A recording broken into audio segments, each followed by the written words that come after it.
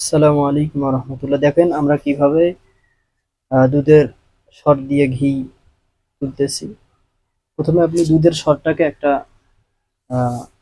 বোলের মধ্যে নিয়ে ভালো করে ফেটাবেন। দেখেন আমরা কিভাবে ফেটাচ্ছি। মোটামুটি আহ, আধা ঘন্টার মতো ফেটাইলাম।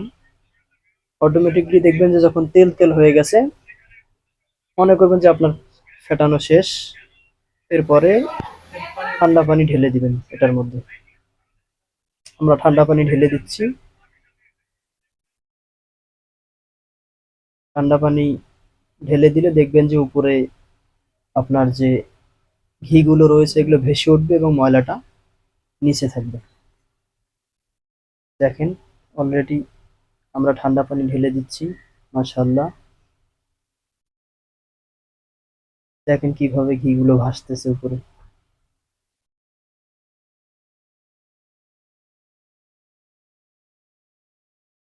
এরপরে পানি ঢালা শেষ হলে আপনি সুন্দরভাবে ইয়াটাকে নেড়ে চেড়ে দিবেন। কাটানো শটটাকে সুন্দরভাবে নেড়ে দিবেন, যার কারণে নিচে যে ঘিগুলো রয়েছে এগুলো সব ভেসে উঠবে। পানির পরিমাণটা একটু বাড়িয়ে দিবেন। এই দেখেন, তারপরে যখন ইয়াটা ভাসবে, ঘিটা একটা নেট দিয়ে সুন্দরভাবে এটাকে সেঁকে নিতে হবে। নিচে ময়লাটা রয়ে গেছে, উপরে যে ঘিটা ভেসে উঠেছে আমরা এখন এটা তুলে নিচ্ছি একটা নেটের সাহায্যে। মাশাআল্লাহ, অনেক ঘি উঠেছে, প্রায় 2 কেজির মতো হবে ইনশাআল্লাহ। একদম অর্গানিক ঘি। এখানে কোনো রকম মেডিসিন ছাড়াই আমরা সরাসরি মনে করেন যে দুধের সর থেকে সর ফেটিয়ে আমরা একদম, আমি নিজ হাতে ঘিটাকে তুললাম। মাশাআল্লাহ, অনেক ঘি হয়েছে, অনেক।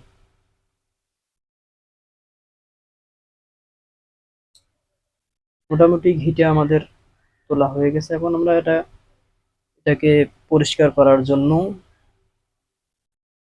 আমরা এই ঘিয়ের যে অবশিষ্ট ময়লাটা রয়েছে নিচে তলানিতে আমরা ফেলে দেব। দেখেন আমরা এটাকে ফেলে দিচ্ছি।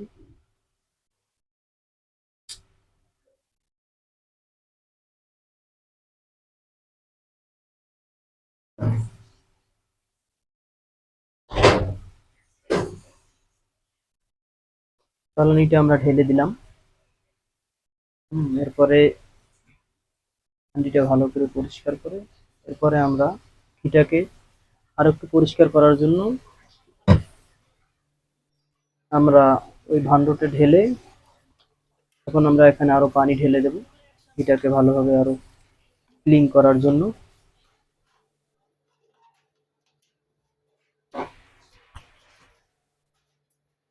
এখানে আমরা পানি ঢেলে দিচ্ছি।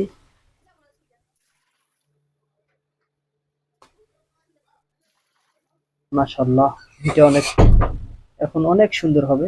বাকি যে যতটুকু ময়লা ছিল এটা আবার নিচে চলে যাবে। আমাদের অরিজিনাল যে পিওর ঘিটা, এটা আমরা আপনারা দেখতে পাচ্ছেন যে সুন্দরভাবে ভেসে উঠলো। মাশাআল্লাহ, অনেক পরিষ্কার, একদম ফ্রেশ। এখন আমরা আবার নেটের সাহায্যে ওই উপরের যে ঘিয়ের অংশটা আমরা তুলে নিচ্ছি। দেখেন কত সুন্দর একটা ক্রিম, অসাধারণ। পানিটা দেখেন কিভাবে আলাদা হয়ে গেল। পানি আর ঘি কখনো মেশে না। আপনারা খুব সহজেই এই প্রক্রিয়ায় আপনারা ঘি তুলতে পারবেন খুব সহজে। দেখেন কত সুন্দরভাবে আমরা খুব সহজে দুধের, গরুর দুধের সর দিয়ে আমরা সর থেকে কিভাবে ঘি আলাদা করে নিলাম। এই পানিটা আর হলো আমাদের কাঙ্ক্ষিত সেই ঘি। এখন আমরা একটা কড়াই বসে দিয়ে এখানে আমাদের ঘিটাকে আমরা ঢেলে দেব। দেখেন আমি ঢেলে দিচ্ছি ঘিটাকে। এটাকে সুন্দরভাবে জাল করতে হবে। ঢেলে দিয়ে একদম চুলার মধ্যে হিট, মোটামুটি হিট দিতে হবে। দিয়ে বারবার নাড়তে হবে নিচে যেন লেগে না যায়। না নাড়লে আবার নিচে লেগে যাওয়ার সম্ভাবনা আছে, আর লেগে গেলে মনে করেন পুড়ে যাওয়ার সম্ভাবনা থাকবে। এই যে দেখেন, সুন্দর একটা কালার চলে আসলো, মাশাআল্লাহ। এই দেখেন, এখনো মনে করেন যে এখানে পানি রয়েছে। জাল দিতে দিতে পানিটা এক পর্যায়ে থাকবে না।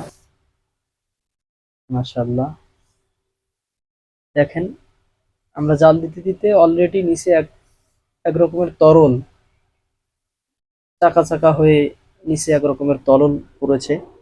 তরলগুলো দেখেন সাদা। এই নিচে যে তরলগুলো রয়েছে এগুলো যদি বাদামি কালার ধারণ করে, তাহলে আপনি বুঝবেন যে আপনার ঘিটা জাল হয়ে গেছে। দেখেন এখনো সাদা রয়েছে। হুম, এই নিচের যে তরলটা রয়েছে এটা বাদামি কালার হলেই মনে করবেন যে আপনার ঘিটা মোটামুটি জাল হয়ে গেছে। আপনারা ভিডিওটা ভালো লাগলে অবশ্যই কমেন্টের মধ্যে জানাবেন। এই দেখেন আমাদের ঘি অলরেডি মনে করেন যে কালার চলে এসেছে। নিচের যে তরল পদার্থটা রয়েছে এটা অলরেডি কালার হয়ে গেছে, দেখেন চাকা চাকা হয়ে গেছে। মাশাআল্লাহ, এই দেখেন একদম একদম বাদামি কালার হয়ে গেছে আমাদের ঘি, প্রায় হয়ে এসেছে। মাশাআল্লাহ,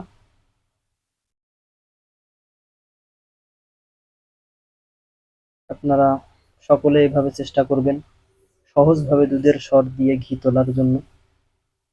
অলরেডি আমাদের ঘি হয়ে গেছে, এখন আমরা এটা নামিয়ে নেব চুলা থেকে। দেখেন আলহামদুলিল্লাহ, অনেক সুন্দর একটা ঘি। এটা আমরা সুন্দরভাবে এখন ছেঁকে এটা জারের মধ্যে রেখে দেবো। সকলে ভালো আল্লাহ সকলকে ভালো রাখুক। আসসালামু আলাইকুম ওয়া রাহমাতুল্লাহি ওয়া বারাকাতুহু।